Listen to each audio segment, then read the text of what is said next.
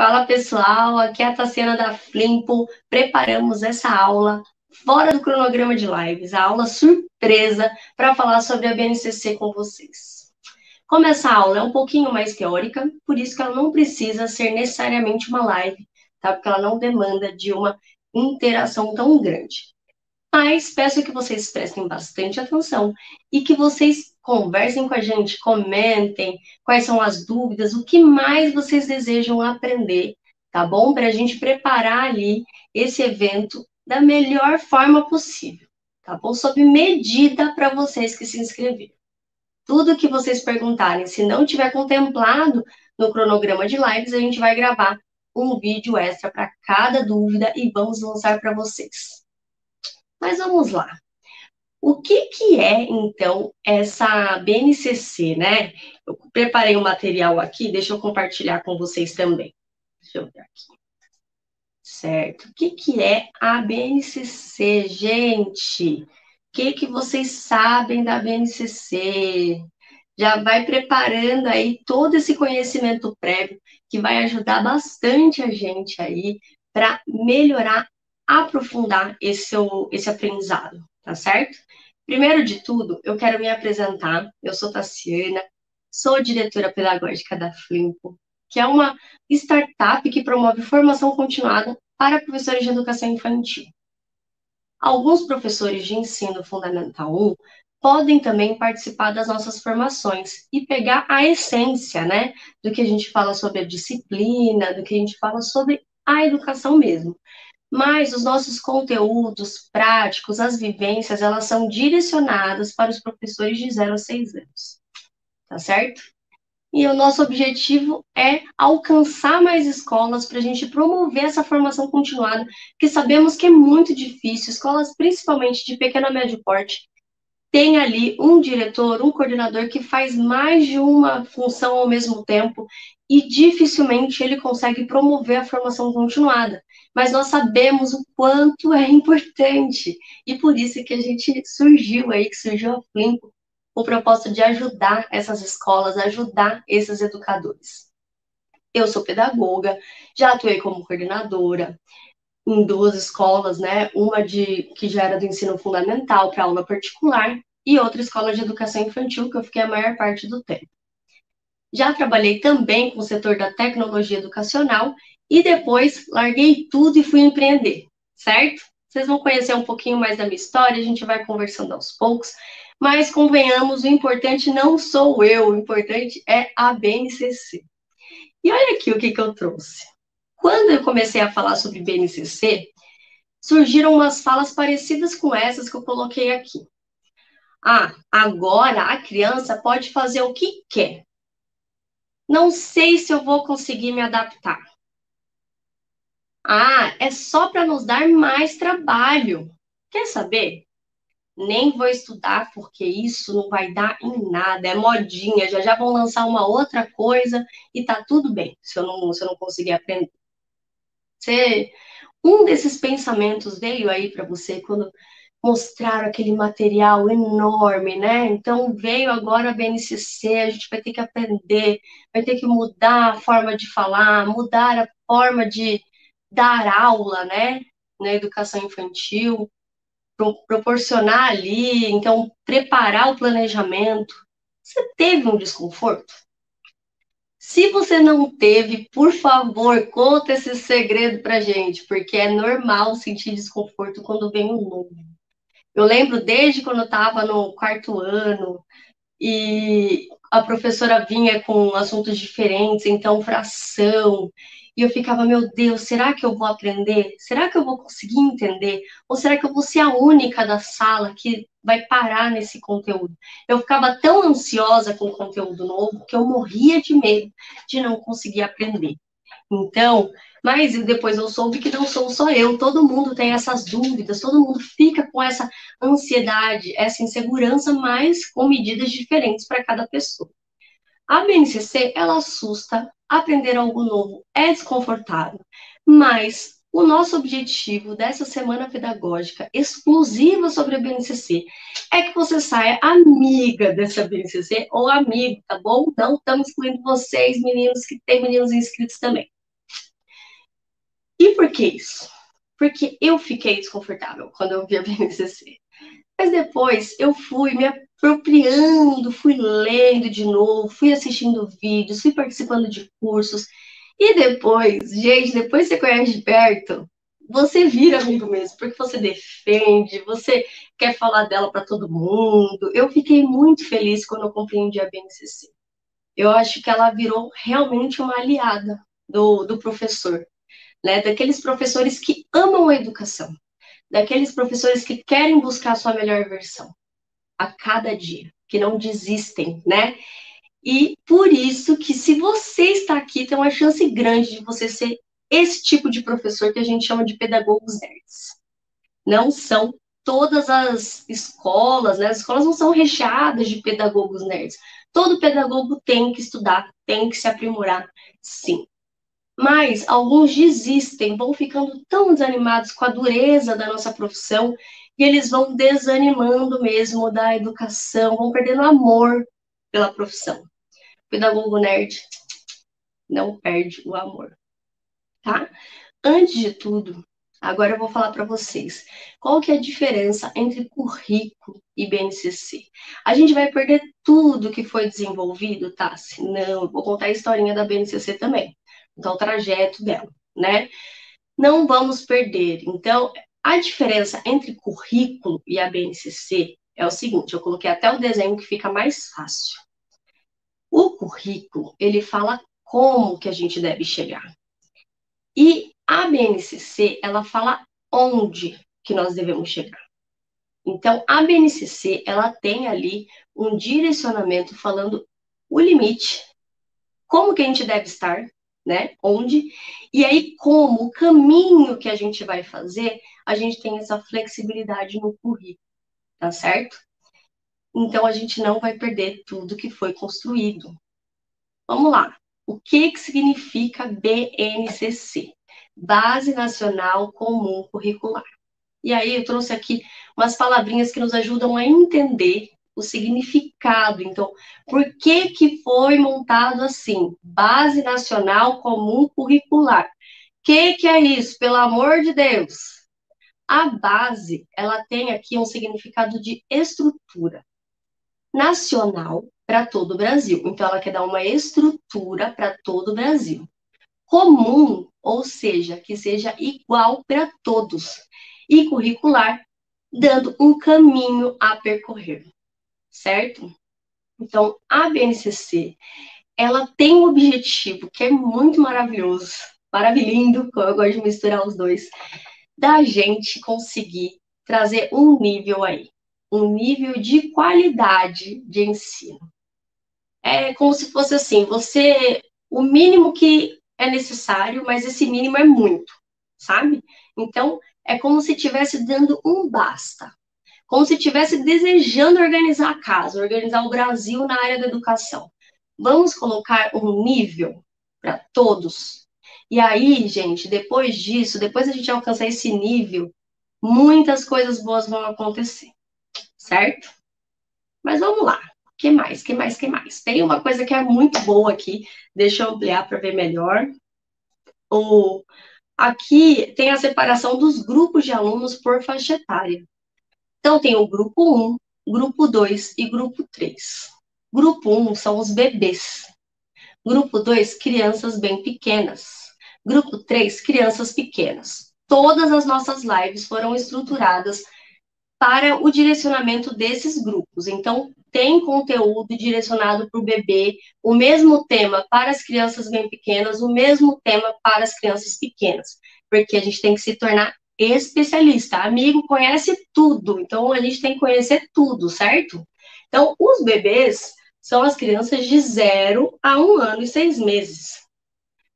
O grupo 2, as crianças bem pequenas, a faixa etária de 1 ano e 7 meses e 3 anos e 11 meses. O grupo 3 são as crianças pequenas. Eu acho interessante isso, né? As crianças pequenas, porque 4 e 5 anos, né? 4 e 6 anos, né? Que é 4 anos a 5 anos e 11 meses. Geralmente a gente já acha assim, que eles já são grandes demais, que eles já entendem tudo. Se tá fazendo isso é para provocar a gente, né? E aí ele deu um chacoalhão na gente ali de que são crianças pequenas, sim, eles são. Quando a gente vê eles fora da escola, a gente se lembra disso. Ai, meu Deus, olha o tamaniquim dele nesse mundo, né? Quando a gente encontra o aluno no mercado, com a mãe. Mas quando está dentro da escola, a gente já tem uma outra percepção, porque a gente está ali com aquelas crianças, os bebês, as crianças bem pequenas, e a gente começa a ter aquela interpretação dos grandões, né? De 4 a 6 anos. Então, a gente vai conhecer bem a fundo esses 3 grupos, pelo nome, pela faixa etária, então a particularidade de cada faixa etária. E também não podemos esquecer do grupo 1, 2 e 3, porque vai aparecer nos objetivos, tá certo? E aqueles códigos, os números, você deve ter visto, deve ter te assustado. Mas antes disso, eu queria contar um pouquinho aqui a história da BNCC. A gente não precisa dominar completamente as leis e tudo mais, mas a gente precisa ter uma noção, né, de como que foi, da seriedade dessa proposta da BNCC. Então, deixa eu aumentar aqui para dar para vocês lerem também. Em 2014, começou a ser construída a BNCC. Foi lançada a primeira versão, depois a segunda versão em 2015, a terceira versão em 2016, com a finalização pelo MEC. Em 2019, começaram mudanças na prática e 2020 é o prazo final de adaptação curricular. E aí, quando eu comecei a ler mais a fundo, eu achei bem interessante, né? Todo esse projeto. Então, convidaram muitas professoras, então, muitos diretores, coordenadores, para participar ali com estudo mesmo, para contribuir. Então, foi muito colaborativo. Foi um trabalho sério, riquíssimo.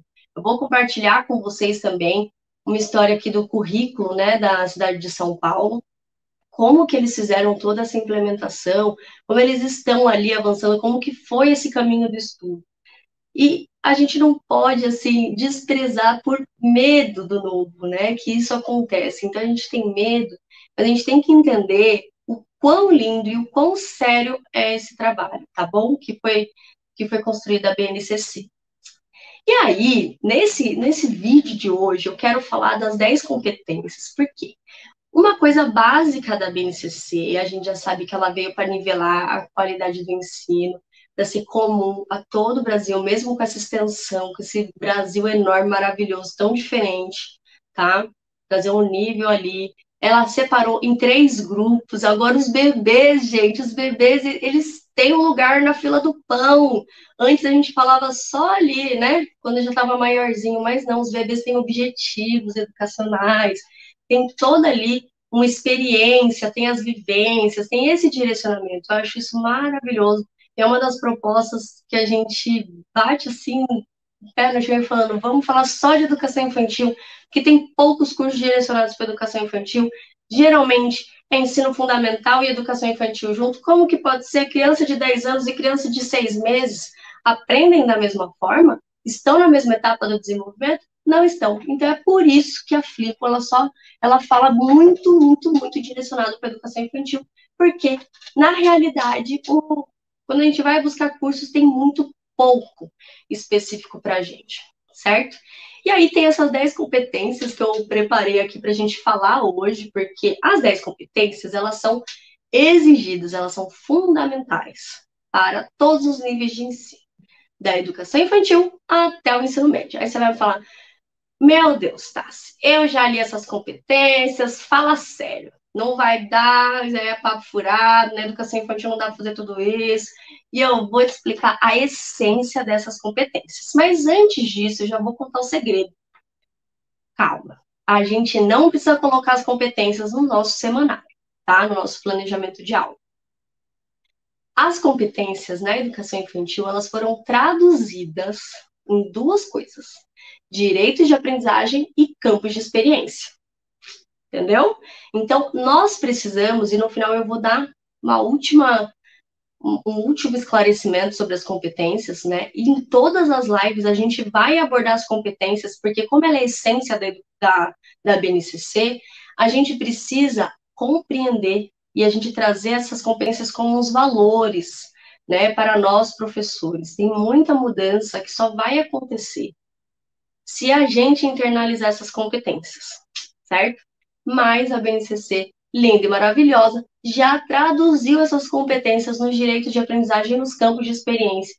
Por isso que esses sim precisam estar no nosso planejamento. Beleza? Deixa eu te mostrar aqui. São só 10, viu? Só 10 competências que precisam estar ali na educação infantil até o ensino médio.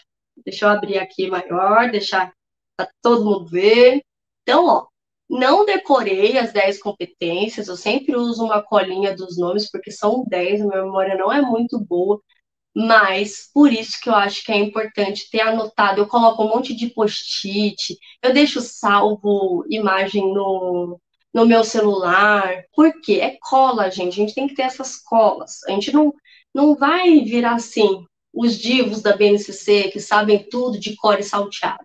Não, nós vamos entender a essência, nós vamos tentar trazer para a nossa prática, nós vamos promover mudanças sobre nós mesmos, certo?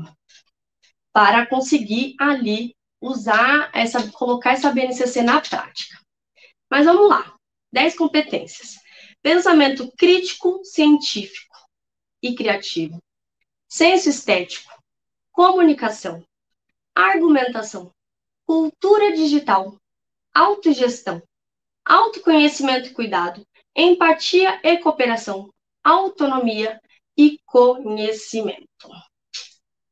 Não é fácil não. Vamos ver. Olha o que eu preparei aqui para vocês. Eu já fiz uma seleção.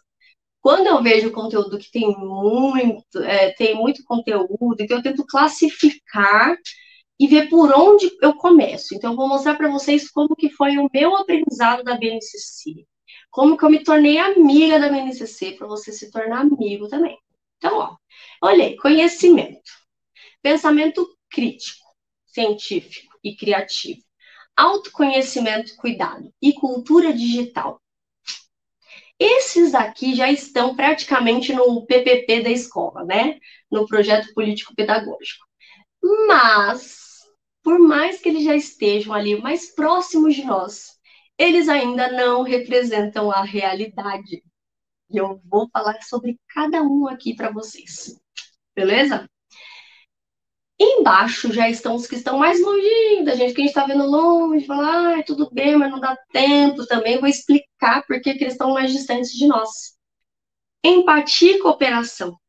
Autonomia. Autonomia, você vai falar, Tassiana, a gente fala muito de autonomia. Ele está mais ou menos no meio termo. Devia ter colocado ele no meio da linha ali. Mas eu vou explicar para vocês também. Comunicação. Senso estético. Argumentação. E autogestão. Bora lá falar então. Vamos falar sobre cada um, porque eu adoro falar dessas competências, elas fazem meus olhos brilharem. Conhecimento. O conhecimento, ele estava grandão até na lista, né? Você viu que ele estava maior do que os outros, porque, na verdade, né, a base da escola é o conhecimento. Se não for para aprender, então o que a gente está fazendo aqui? Mas ele ainda precisa ser cuidado. Principalmente na educação infantil, também tem falhas nos outros níveis de ensino, mas falando especificamente da educação infantil, a gente tem que entender quais são as particularidades da faixa etária e quais conhecimentos são válidos, para a gente valorizar o conhecimento que é necessário para a educação infantil. Se a gente ficar naquela busca incessante do conhecimento pelo conhecimento e esmagando as outras competências, porque eu não tenho tempo, eu tenho apostila, eu tenho projeto, tenho que fazer isso, tenho que fazer aquilo, dá mais folha, dá caderno, dá apostila, não dá tempo de fazer todo o resto, porque a gente está cego olhando para o conhecimento. E apenas o conhecimento deixa a escola vazia. A gente não vai proporcionar, de fato, o desenvolvimento da criança. O conhecimento, ele é uma das competências mais importantes. Mas se ele estiver sozinho, vai dar errado, prof. Então, por isso que a gente vai estudar aqui, ó, cada grupo etário, suas particularidades, qual conhecimento que a gente pode oferecer, como valorizar esse conhecimento, explicar para os pais o que é que a gente desenvolve de fato, tá? Porque senão parece que ou se não sai lendo da educação infantil, a gente não fez o trabalho direito. Vamos explicar o que é a educação infantil. A gente não pode se confundir pelo barulho dos outros. Quem estudou pedagogia, quem estuda o desenvolvimento infantil, somos nós. Então, a gente entende o que é o conhecimento da educação infantil e a gente vai aprofundar aqui nesse curso, certo? Pensamento científico, criativo e crítico. Esse daqui também é um dos que a gente coloca no PPP, né? Ele vai sair crítico, analisando as coisas, criativo, científico. Mas, de fato, a busca cega pelo conhecimento esmaga todo o resto, tá bom? Essa é a lição número 1.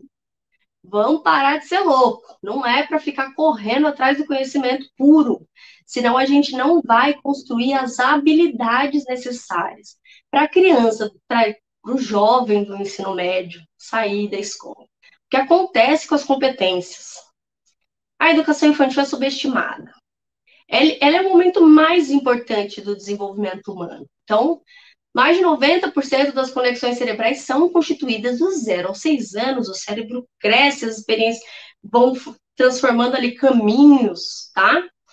E se a gente acha que eles não podem aprender, a gente subestima a capacidade deles, ou a gente coloca práticas que são desnecessárias, que não vão agregar no momento, a gente está desperdiçando tempo ali de desenvolvimento. Aí chega no ensino fundamental, aí começa a cobrar mais ou menos, que parece que essas competências são muito sérias, né? Por quê? O que acontece? No ensino fundamental já começa aquela briga. Mas isso daqui os pais deviam ter ensinado, esses valores vêm de casa, né? Ou a professora de educação infantil deixou esses alunos desse jeito. Fica difícil porque também a busca pelo conhecimento fica mais corrida. No ensino médio, coitado dos jovens, aí já tem que sair da escola com tudo isso construído de um dia para a noite e não vai construir, gente. Começa na educação infantil, certo? A competência para você ser competente a ler, ter essa competência leitora e tudo mais, você tem que construir habilidades menores. É disso que a gente está falando aqui. Tem habilidades menores que podem ser desenvolvidas. Começar a escadinha para alcançar a linha da competência lá no final, certo? Então vamos lá. Aqui, nesse pensamento científico, crítico e criativo, ele é muito interessante porque a gente precisa dar tempo para a criança, né? E a gente precisa promover vivências que tragam esse comportamento. Se a gente, por exemplo, então eu vou trazer um exemplo aqui para ajudar vocês a entenderem a minha linha de raciocínio. Se a gente, por exemplo, faz aquela experiência do feijãozinho. Fiz a experiência do feijãozinho, uns deu certo, deu errado, acabou. Peço só para fazer um desenho do feijão e parto para a próxima que eu tenho mais coisa para fazer. Eu não estou incentivando o pensamento científico, crítico ou criativo.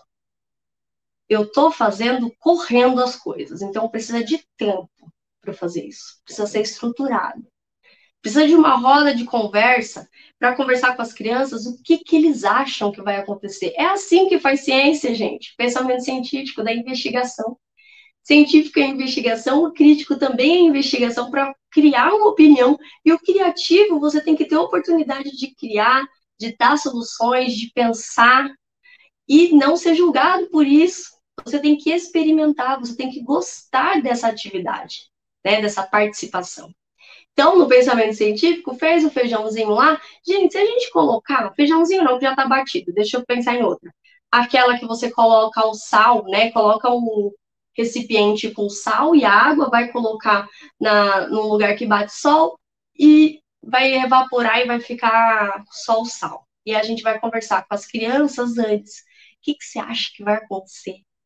Aqui, ó, instiga ele. Será que ele vai acertar? Muito difícil, né? Mas vamos ver o que ele acha que vai acontecer. Vamos pegar essas ideias, pegar essa bagagem deles. Vamos investigar, vamos olhar todo dia para ver se mudou alguma coisa. E depois, quando acontecer isso, não vamos falar o segredo, vamos perguntar, gente, por que será que só ficou sal? O que acontece? Quem pegou a água? Né? E a gente está ali trazendo essa investigação dos processos. Quanto aprendizado não pode acontecer nisso? E quando, por exemplo, a gente quer incentivar o pensamento crítico, a gente fez até um post, um monte de gente comentou como que faz, achei bem legal. Pensamento crítico também é uma jornada.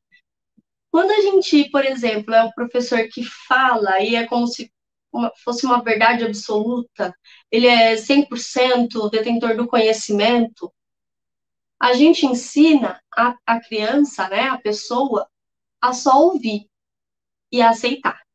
Acabou. Essa pessoa acostumada disso, no ensino tradicional, por exemplo, ela não vai ser crítica.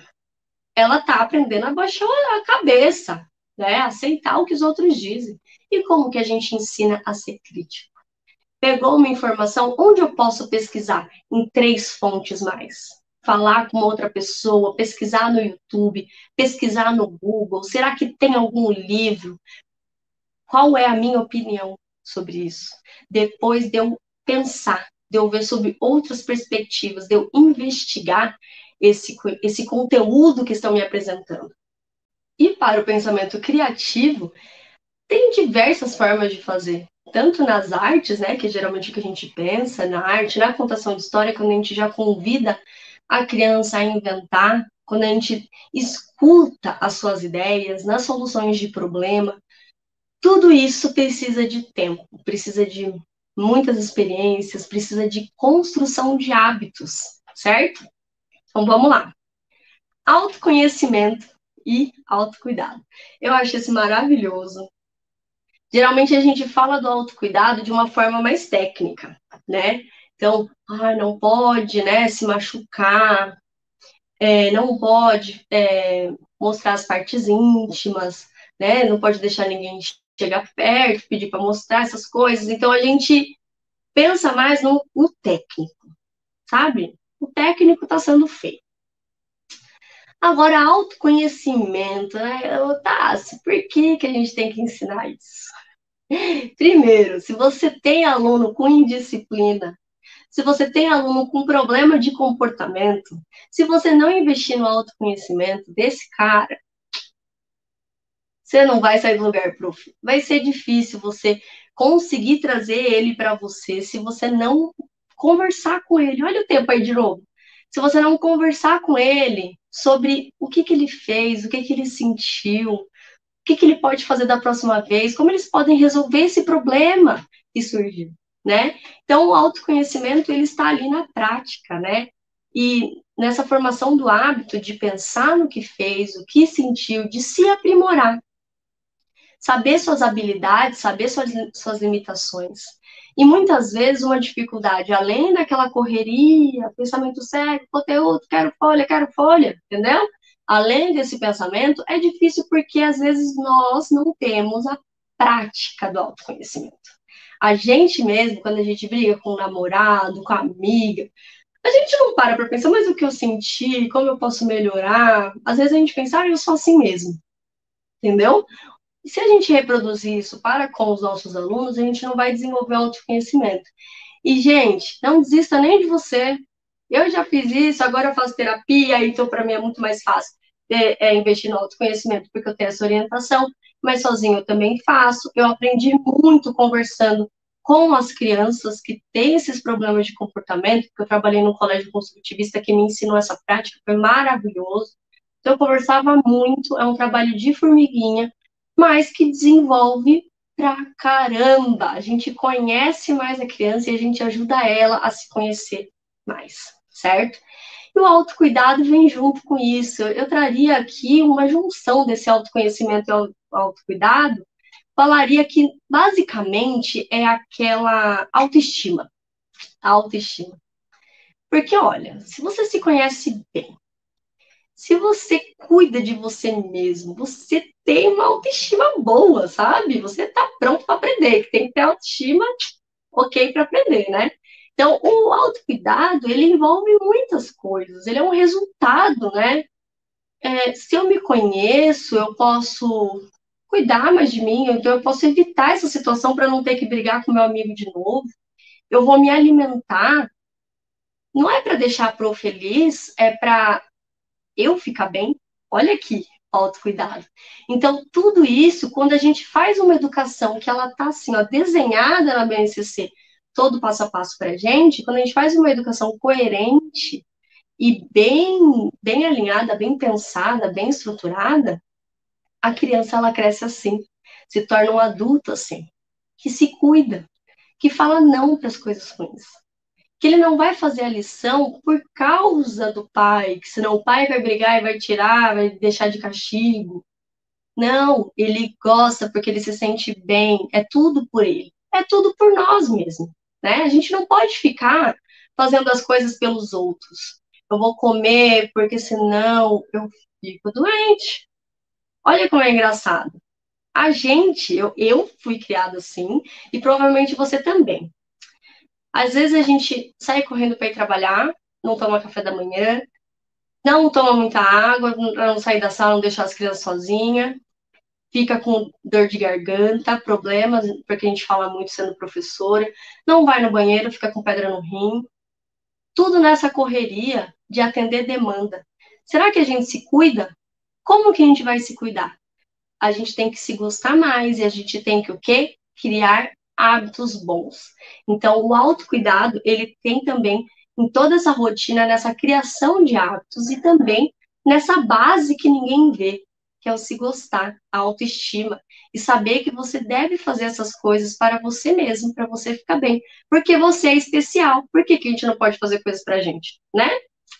A próxima, cultura digital. Essa cultura digital ela é bem polêmica. Eu acho que ela já está em alguns projetos de escolas, geralmente as escolas que já têm um recurso financeiro maior. Eu já trabalhei em algumas escolas que fizeram de uma forma mais simples, a gente também fez o post no Instagram e no Facebook sobre isso, o caminho simples e o caminho complexo. Então, distribui tablet, fala para as professoras irem uma vez por semana, coloca lá no quadro de rotina, acabou, vai ter cultura digital, e a cultura digital ela é reduzida à recreação, né? Então, quando a gente fala de cultura digital, gente, a criança entender que ela está no mundo digital, isso já é fácil, porque ela já nasceu nesse mundão, vendo celular e vendo isso e aquilo. Mas, à medida do que é possível, né, para a faixa etária da turma, a gente conseguir entender o tempo de exposição à tela, né, o quão positivo é e os impactos de não seguir esses limites. Formar os pais sobre isso. Gente, nós somos os especialistas em educação. Se a gente não formar os pais, quem vai? O pai tá naquele turbilhão ali, ó, um monte de gente falando um monte de coisa para ele tá confuso, tá corrido também, tá inseguro porque quer oferecer o melhor. A escola é a referência. Como que a gente pode explicar para os pais sobre uma boa utilização ali do digital? Como que a gente pode incluir o digital nas nossas vivências e experiências na educação infantil, né? Então, será que dá para pesquisar? Eu levava minha turminha de 4 anos para a sala de reunião, que tinha TV, aí eu conseguia projetar lá. Gente, vamos pesquisar agora animais noturnos, e a gente fazia reunião, sabe? Que eles adoravam.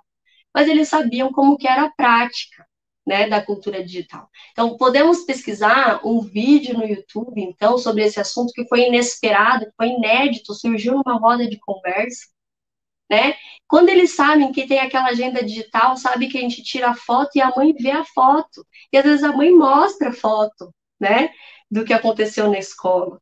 Então, tem muitas formas da gente trazer a cultura digital, mas de uma forma educativa, né, gente? Nada de recreação, recreação já está livre ali, os pais já fazem isso, já liberam jogos, já tem um monte de coisa aí da cultura digital que já acontece naturalmente.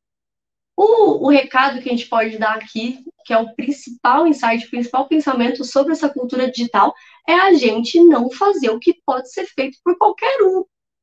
É a gente realmente entender o papel da escola nesse processo, na comunidade, né? Porque quando a gente explica para uma família, essa família explica para outra, e assim vai indo. E assim a gente consegue um melhor desenvolvimento na cultura digital das crianças, desde a educação infantil, certo? Empatia e cooperação. Agora a gente já está indo para os roxinhos, né? Que são os mais distantes. Empatia e cooperação, ele é danado, né? Porque quando a gente fala de empatia, eu fico muito intrigada, porque às vezes eu achava que eu estava sendo muito empática, né? Ah, eu fiz isso, eles vão adorar, e bibi, bibi. E quando eu percebia, as pessoas não gostavam, às vezes. Algumas pessoas gostavam, outras não. Quando a gente acredita que empatia é fazer com os outros o que a gente gostaria que fizessem com a gente não está sendo empático. Porque as pessoas são diferentes. Como que pode ser a mesma coisa? Né? Acertar na loteria, de você conseguir agradar todo mundo fazendo exatamente o que você gostaria, né? Em base, a gente pode fazer isso, porque a gente vai respeitar as pessoas, mas para a gente realmente ter a empatia, a gente tem que saber conversar, a gente tem que se importar com o outro, né? Para a gente saber realmente como que é o jeito dele, como que ele prefere, construir boas relações. E na cooperação também, a cooperação é bem difícil, por quê? Né? Muitas vezes a gente é ensinado a competir ao invés de cooperar. Principalmente na educação mais tradicional, né? Então, os pais geralmente foram educados assim, aí eles foram e reproduziram com os filhos. Tem irmão, aí fica a competição entre irmãos. Ah, o seu irmão fez isso, o seu irmão fez aquilo, o seu irmão é nota 10, você não faz nada, né? Você é assim. Então, olha aqui a competição que a gente instiga sem querer. Olha a formação de pais aí de novo. Para nos ajudar nesse objetivo tão grande, tão bonito, né? Das competências da BNCC. E às vezes na escola, quando tem poucos recursos, a gente fica muito irritado com os diretores. Ah, eles não compram isso, não compram brinquedo, já está tudo estragado, o que eu vou fazer? E ao invés da gente usar a nossa cuquinha e pensar, bom, não tem recurso, mas eu sou o responsável por essas crianças, certo? Já pedi para o diretor, infelizmente não vai ser possível. E a gente deixa poucos recursos para muitas crianças e elas começam a competir pelos brinquedos, ao invés de a gente fazer uma escala, né? Um horário para ficar ali certinho, as crianças conseguirem desfrutar do brinquedo sem ter aquela agonia de competir, de ser mais rápido, de arrancar da mão do outro, né? E aí, muitas vezes, a gente vai sendo ensinado a competir no ensino fundamental também. Muitas vezes tem um aluno que é o mais esperto ou mais estudioso, dedicado, na verdade, né? E aí a professora fica elogiando ele enquanto acaba com a vida dos outros, né? Porque compara, né? A comparação, ela instiga a competição, prejudica a autoestima. E aí, do nada, nos colocam para fazer trabalho em grupo, esperam que a gente vá cooperar. A gente não vai cooperar, cara. Eu tô acostumada a competir, eu sou bom na competição. Então, olha como é difícil esse. A gente precisa, para a gente desenvolver a habilidade básica de empatia e de cooperação, para as nossas crianças da educação infantil, a gente precisa respeitar muito eles. A gente precisa dar muito exemplo. Porque quando a gente respeita e a gente é empático, a gente pergunta se a criança quer comer mais, se ela aceita repetir, a gente não obriga. A gente pergunta se gosta, se não gostaria de experimentar de outra forma, já que ela não gosta daquele jeito, né? Então, olha como é engraçado. A gente se importa com o outro, a gente conversa para oferecer o melhor, né? Sempre na medida do possível, com muito respeito. E quando a gente vai ver, a criança está nos imitando. Olha a empatia dela, porque ela gosta tanto da gente que ela vai nos imitar. E quando a gente estuda melhor as situações para evitar a cooperação, diminui a comparação, oferece melhores estímulos, né? Deixa o momento mais proveitoso para as crianças, a gente diminui também a chance da gente incentivar a competição sem querer, certo? E a gente ensina a cooperar, mas muito com exemplo. Olha como é difícil, né? Mas é maravilhoso. A autonomia veio aqui para causar, né? Que vocês falam, Tassiana, a gente coloca autonomia sim, mas é os pais que não ensinam em casa. Gente, a autonomia eu acho muito engraçada. Realmente tem que formar os pais, a gente tem que falar para eles desde o início. Gente, não cansa de falar, nós somos as especialistas, a gente que tem que falar, se não for a gente, quem vai ser? Para, não é o pediatra, não. O pediatra ele tem o papel dele, muito mais fisiológico, mas a gente é sobre educação. E a autonomia, ela geralmente, ela vem em momentos errados, né? Parece que é como se fosse um castigo. A gente faz pela criança. Muitas vezes a escola exige uma mochila organizada perfeitamente pelo professor, então a gente acaba tendo que fazer e não dar autonomia para a criança. A gente tira ali aquele desejo dele de fazer sozinho que ele tem. A partir dos 2 anos começa aquele. Ah, até antes, né? Mas 2 anos é o grito de liberdade, né? Na crise de 2 anos. E aí a gente vai, não permite muitas coisas e depois do nada obriga a fazer. E a gente fala que quer dar autonomia. Mas a autonomia ela tem que ser partida em pequenos pedacinhos e ela tem que ser inserida como se fosse um benefício, um jogo de responsabilidades, porque você está crescendo, eles querem crescer, eles querem estar prontos, eles querem ser parecidos com a gente. Então a gente tem que ali, ó. Ah, derrubou água na mesa? Eu fiz esse post também. Teve muito comentário legal. Ah, vamos ajudar a Tássia a limpar? Eu sempre pego papel aqui, sabia? Aí depois passa aqui, pronto, joga no lixo. Vamos lá jogar no lixo. Treina essa criança para depois ela fazer sozinha. Será que ela vai continuar derrubando? Será que ela é muito desastrada? Mas será que ela vai se sentir culpada toda vez porque eu vou ficar irritada se eu pensar? Aí eu não vou dar para a criança limpar, senão vão falar, ah, professor tá escravizando as crianças, né? Ou educando, né? Ou ensinando o valor da autonomia, explicando com exemplo. E se eu pegar essa responsabilidade para mim, pode ser que uma hora eu fique irritada sem querer. Falar, ai meu Deus, Pedro, de novo, derrubou a água. Entendeu? Acontece, a gente não é santo. Somos professores, especialistas em educação, mas não somos santos. Então, o que acontece? A gente pode brigar com ele sem querer. E ele, desastrado, pode pensar, meu Deus, por que que eu faço isso? Né? Ao invés de a gente ensinar para ele que sim, ele pode ser desastrado, mas sim, ele pode resolver os problemas dele. Ele tem ajuda, ele tem a nossa mentoria, entendeu? A autonomia é muito subestimada, ela pode ser melhor aproveitada, prof, e não ser colocada como uma punição, que vai contra os direitos de aprendizagem também, certo? Comunicação é uma bem interessante também, porque na comunicação a gente pensa, ah, a criança fala demais, você está falando que a gente não faz comunicação. E eu não estou aqui falando que a gente não faz, eu estou aqui incentivando a gente a pegar a essência da BNCC nas competências, para a gente aproveitar melhor. Porque toda vez, todo dia, eu posso ser melhor. Né? Eu já incentivo muito bem hoje o pensamento crítico, ao meu ver. Mas quanto mais eu vou refletir sobre minha prática, mais eu vou conseguir melhorar. Ninguém é 100% perfeito, beleza? Então, na comunicação, a gente pensa, ah, as crianças já falam demais, já tem comunicação, mas busca cega pelo conhecimento. O que que ela faz? A gente, infelizmente, muitas vezes, em muitas escolas também, a roda de conversa, ela é negligenciada, ela é evitada. Pensa nisso, pro direito de aprendizagem, que ó, o coração bate forte pelo direito de aprendizagem. Deixar a criança se expressar, ouvir de verdade a criança, né? Comunicar para o autoconhecimento e resolução de problemas. Então, é muito mais uma participação ativa, a escuta de verdade dessa criança. E a gente perceber que a criança que não comunica, que não pede as coisas, que precisa sempre de ajuda do outro, que a gente fala que é tímida demais, ela pode estar com problema de comportamento. A gente tem uma live muito bacana sobre isso. Quem quiser, fala aí que eu mando para vocês no grupo também. Então, a comunicação, ela precisa ser vista e ela precisa ser valorizada. A gente precisa, sim, incentivar essa comunicação. Deixar a criança apta a se comunicar muito bem até se tornar um jovem do ensino médio. Próximo, senso estética. Aqui parece sorteio, né?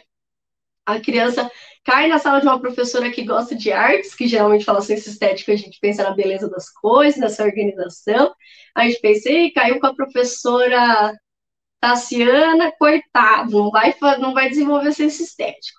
Caiu com a professora Paula, uhul, se deu bem, porque ela adora, vai desenvolver as diversas linguagens, ele vai aprender a se expressar com o corpo, pintando, cantando, escrevendo uma poesia, né? Então, tem toda essa forma de comunicação pelo senso estético, esse estabelecimento de identidade, essa criatividade, que muitas vezes é também, além desse jogo aí de sorte entre professores, é também algo que a gente tende a levar para a recreação.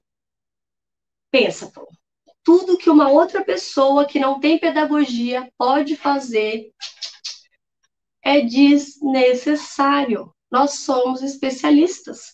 A gente tem que ir mais a fundo. Então, se eu falei a verdade sobre mim, eu sou péssima em senso estético. Na verdade, em algumas coisas, porque eu gosto de escrever poesia e tudo mais, mas assim, eu, como não é algo, não é um ponto forte meu enquanto educadora, eu não desenvolvo bem. E eu tiro do meu semanário sempre que possível, sabe? Eu nem penso. Então, aqui, essa, assim como todas as outras, é muito interessante você considerar quais são as suas qualidades e as suas limitações. Senso estético é uma limitação minha. Eu vou buscar a Pro Paula e falar com ela, para ela me dar dicas, para ela me ajudar. Vou colocar um lembrete, um post-it aqui no meu computador, senso estético, que eu tenho que colocar no meu planejamento, não como recreação, mas como desenvolvimento. Eu vou buscar cursos, vou pedir para a coordenadora para fazer formação sobre isso, entendeu? É assim que a gente vai melhorando a cada dia, a gente consegue alcançar todas as competências. Um dia a gente chega lá, né? Quem acredita sempre alcança. A argumentação, eu acho maravilhosa essa competência, porque por mais que, na verdade, o ensino tradicional é a preferência do Brasil, né? Praticamente nosso arroz com feijão. A gente tenta tirar das escolas, mas é um processo que demora. Por quê? A gente não sabe lidar com alguns desafios e a gente acaba reproduzindo a forma que a gente foi educado. Por que você está falando isso, né? Você deve estar pensando, tá, isso não é argumentação? É exatamente isso. Porque no ensino tradicional, gente, naquele escreveu, não leu, o pau comeu, se eu falei, tá falado, não, não, não, e por que não, e não tem explicação. Você está ensinando essa criança a argumentar? Ou se a criança manifesta a própria opinião, você fica irritado e considera indisciplina. Você acha uma rebeldia. Então, é uma mudança total do professor. Se a gente inibe que o outro comente, que o outro expresse sua opinião, a gente inibe a argumentação. A gente está querendo que ele abaixe a cabeça e aceite, que eu já falei também aqui na aula de hoje. E aí, gente, fica bem complicada a vida, né? Então, vamos fazer a lição de casa, pensar na disciplina. A gente vai ter uma jornada que vai ser em março, se eu não me engano, que vai ser disciplina positiva e as competências da BNCC, porque a gente vai trazer aqui novas práticas, né, da educação, mais construtiva e positiva, tanto que é o nome, com as competências, porque tem total ligação desses valores de vida e fica muito mais fácil da gente trazer exemplos práticos para vocês sobre essas competências. Vocês estão vendo que elas modificam a gente bastante para a gente conseguir alcançar nas crianças, né? Então aí precisa aí de um momento só para elas, por isso que a gente preparou.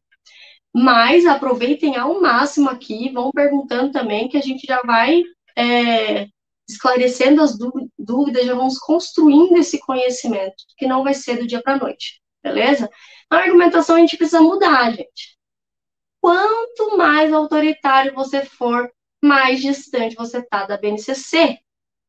Lembre, aqui são as competências, elas estão traduzidas nos direitos de aprendizagem e nos campos de experiência. A argumentação, ela está principalmente nos direitos de aprendizagem. Nos campos de experiência, na experiência que a gente vai promover para que isso aconteça. Mas se a gente não respeitar os direitos, a gente provavelmente está sendo autoritário e não vai ter argumentação nenhuma na nossa turma. Beleza? Autogestão é o resultado de todos, por isso que eu coloquei no final. Eu achei mais maluco, assisti mais vídeos, li mais, e falei, não, para, autogestão. Tá querendo dizer, então, que educação infantil vai saber criar projeto de vida, né? Eles são muito pequenos, assim, esquece isso, pelo menos essa deixa passar. Não, não é assim, calma, vou pensar. Para você criar projetos de vida, né? Fazer essa sua própria gestão, você precisa saber fazer boas escolhas, você precisa saber ter segurança, você precisa se conhecer. E é aí que entra a autogestão como resultado de uma boa educação, de um bom modelo de ensino, né? Quando a gente ensina a criança tudo isso que a gente ensinou e que a gente está falando aqui na aula de hoje, a gente possibilita que ela desenvolva na educação infantil o que é possível sobre a autogestão, certo? Então, a criança, ela tem que ter voz ativa. A criança, ela tem que se conhecer. A criança tem que entender que ela pode fazer escolha sozinha, que ela não precisa de ser mandada para tudo. Ela tem que entender que se ela fizer uma escolha ruim, ela pode resolver depois. Ela é capaz, ela tem autonomia. Entende, Pro? E agora, aquele ensinamento final ali que eu falei para vocês, que eu ia falar depois de todas as competências aí, como encontrar as competências dentro das atividades. Não vai estar no semanário, Pro. Não precisa. Está preparando um modelinho de semanário para vocês também. Não vai estar no planejamento, não precisa, porque já está traduzida nos direitos de aprendizagem, campos de experiência. Mas tem que estar em você. Porque na hora que o bicho pega, né?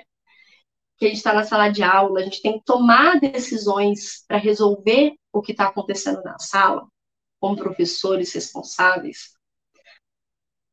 A gente pode ir por caminhos que não são tão bons. Se a gente não tiver um sistema de valores, umas competências, um alvo lá longe a atingir. Então, essas competências eu acho que tem que estar na parede da sala, tem que estar no celular, você tem que trazer essa cola com você. E você tem que até pensar nos seus hábitos, né? O que você desenvolveu no dia? Dia de hoje, será que eu desenvolvi um pouquinho mais da argumentação? Será que no dia de hoje eu desenvolvi um pouquinho do senso estético? Né? Será que hoje eu desenvolvi a autonomia? E aí você vai fazendo essa triagem, você tem que olhar muito para você, para compreender o que você está fazendo sobre essas competências.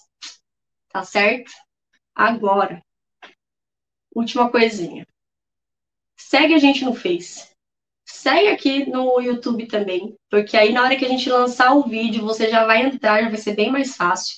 E segue a gente no Instagram. No Instagram, a gente coloca muitos posts complementares, vídeos, né? Então é muito importante também. Se você quiser ali complementar suas reflexões e colocando as coisas mais no lugar na sua cabeça, os conhecimentos. Você vai alocando tudo, colocando tudo no lugar. Então o Instagram, ele é muito bom para isso. YouTube é onde acontecem nossas lives, nossas aulas, certo? Toda aula a gente vai fazer sorteio da próxima jornada, que é a jornada de adaptação e rotina na educação infantil. Por quê?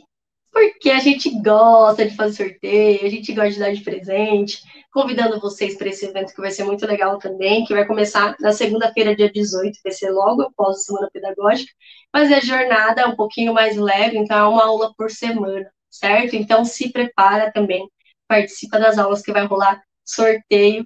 E eu te vejo amanhã, que vai começar a nossa Semana Pedagógica. Conta pra gente aí se você gostou do vídeo de hoje. Comenta, curte aqui o vídeo também para a gente saber se você gostou. E se tiver dúvida, manda que a gente resolve, tá certo? Um beijão e até mais!